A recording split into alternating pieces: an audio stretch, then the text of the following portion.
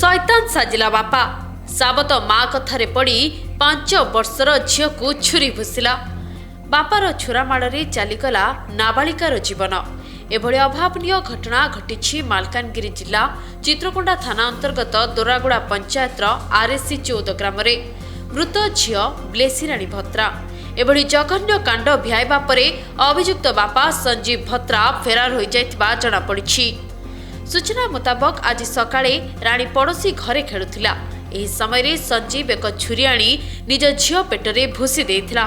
कुनी झीर चित्कार शुणी ग्रामवासी घटनास्थल में पहुंची संगे संगे झीटी को गुरुतर अवस्था उद्धार करी डाक्तरखाना रे भर्ती करथिले।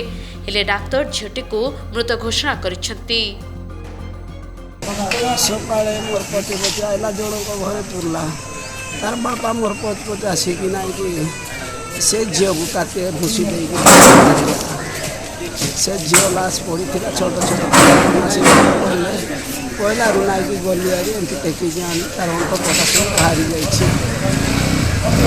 जाइए निज बापा है निज बापा गोटे सान माइकिना आनला आप नातुणी को ना कौन ब्लेसीराणी भत्रा ता बापा को ना संजीव भत्रा संजीव कुमार भत्रा से गोटे अन्य माइकिना आनला घर माइकिना छाड़ी देला से अन्य माइकिना आनला से बहुत दिन बोधे से झील को नाइकी से सिद्धि थी गुप्थर नाइकी जून 20 तारीख में तार टिकट बाल काटी देला आम आउ कि से टिके बोली आम देखी पार्मी ना आज मो आखिर मोर खर्च बचाइला टिके मुझे आड़का हेबार से नाइक जोड़क घरे झील खेलुला सान सान से घरे पूरे छुरी भूसी दे से धाई पलैला।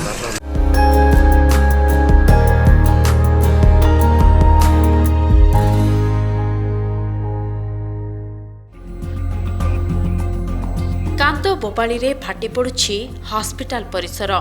मार आखिरु धार धार होई झरी पड़ुछि लुह। सेपटे मृत झीर जेजेबापा विनोद भत्रा अभियोग करिसेंति जे पुओ संजीव भत्रा तार द्वितीय स्त्रीर प्ररोचना रे पड़ी प्रथम स्त्रीर झील ब्लेसी को हत्या करिछि।